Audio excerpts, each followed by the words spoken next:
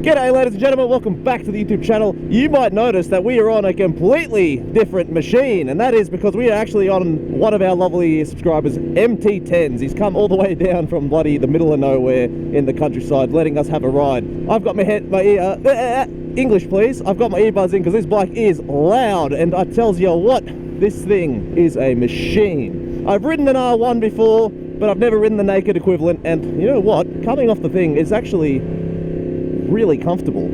I haven't ridden the 10. I've ridden the 9. The 9 is great. The 10, now let's get onto it. It's got this lovely steering dampener. It's got a great throttle feel. We're in max power mode currently. We've got the traction control on because, well, one, it's not my motorcycle to be thrashing around, so I'm not going to be doing all kinds of stupid shit on it anyway. But I feel really upright compared to my bike, so I'm not used to being so tall on a motorcycle because my bike is quite low, alright? So when I'm up on these taller bikes, I feel like I'm up on a taller bike. It is great fun. Got the windshield on there, which means we've got a little bit of aid in that regard. The brakes on this are definitely going to be much more intense than my bike. The difference with this motorcycle is his old crazy bastard has done GP shift on it. And I've never ridden a GP shift bike, so there's only one way to learn GP shift, and that's to really think about it, because, well, it's a different experience. You don't really think about doing GP shifting a lot of the time, but I can't rip it and tear it too much around this area because, one, the speed limit is too low, and two, I'm scared. Not in the scared of sense of I'm going to do something dangerous. More so in the sense is there's a lot of police around these areas, so I'd rather not do something too stupid and get myself... Let's see if I can get this quick shift on. Now, I realise you don't have to actually stop throttling to do a quick shift. It's just I'm not used to doing quick shifters, but damn, this bike feels good. It's got a lovely turn-in weight. Obviously the dampener must do a little bit there. The clutch feel, he goes, it's a heavy clutch. I tells you what, man, it did not feel that heavy to me. Look, the Rebel's got a really ridiculously light clutch, but this thing, compared to the Rebel, is heavy, but compared to the big boy cruisers, this is nothing, dude. But dude, listen to that exhaust note. Oh! Sex to the eardrums, that is. You can't get over that R1 crossplane engine. So obviously, we're just cruising, but dude, have a look at this thing. I'll have a walk around at the end of it and get old mate to talk about it a little bit. Now, I know that you've got the exhaust done, got the nice bar and mirrors. We haven't got too much fuel, so we're not going to be thrashing it too hard because we want to make it back to him. But man, there's really no need to be in any other gear besides first, realistically, because this thing is just great. It's a lot wider than the Rebel. It's wider than the MT-09, although the MT-09 didn't feel too much narrower, to be honest. It's a pretty wide bike in and of itself as well. But, oh, that lovely noise, dude. It's so good. Obviously, I'm going to have a little bit of fun with it, but I'm trying to get to another area where there's a little bit more, I can give it a bit more of a thrashing in. But obviously, I've got to get there first, so bear with me whilst I get to said area. I want to adjust at least one of the mirrors so I can see what the hell's going on behind me. I don't want to touch both of them, but one of them's enough. How does this bike do around 50 k's an hour in second gear? Definitely.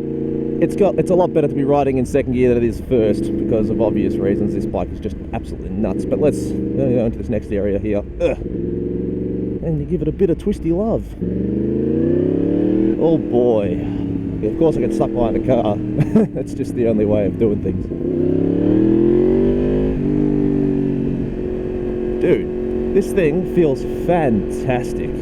If I get the chance to pass this guy, I will, and then I'm going to enjoy it just a little bit. I tells you what, dude. Going over the edge of the tyres on this bike, it feels really nice to sort of throw in, whoops, bit of bark on the road, so we don't want to go too much. Yeah, I had to get a tree off the road here before, but this thing is actually fantastic. Oh boy! Oh, that's an unbelievably fun thing to ride. Oh!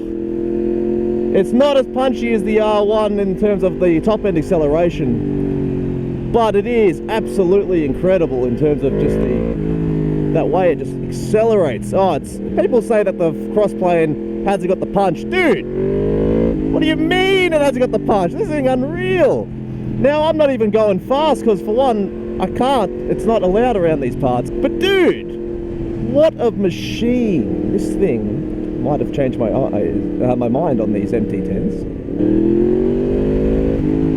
I've got to wait for a bit of a straight section so I can give it a bit of a punch. First gear from a relatively lower speed. Oh boy! Now that's not even me punching it hard, that's like a quarter of the throttle. Now if you've ridden an MT-10 or anything, you would know these things have a bit of go. But dude, when you come from a Rebel 500, this thing is ridiculous. I love it. I'm having a grand old time. Now, like I said, this bike can do so much more than I am going to be doing with it today. But oh my god, dude, it is so much fun. I almost kind of want to buy one. Oh, dude, there's something about that cross-plane exhaust note that just is absolutely incredible. Now, obviously, it really likes to sing at the higher notes, but let's see if I can go.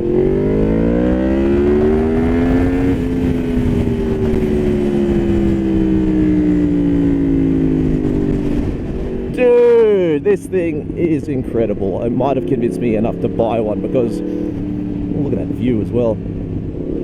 It's not too expensive for this thing, honestly. It looks good. I don't care what anybody says. If someone comes up to me and tells me that my motorbike looks like a Transformer or a Decepticon, where's the insult, dude? Look at it. It's beautiful, it's large, it's in charge. Its red line is only, what, 12,000, oh, it says 13,000 on the dash, but look, I don't think it actually gets up there. The brakes are fantastic. I'm pretty sure if you slam them, you probably flip yourself. Let's give it one good brake.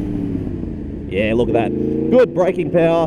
The clutch is nice. The exhaust note is, oh! And of course, it's put a smile on my face. I've only done one short loop, and I think that's all she wrote for me. But I'm going to let old mate talk about it just a little bit. Hopefully I can hear him speaking, because it is quite windy over here. There he is waiting for us. Oh, I tells you what, dude.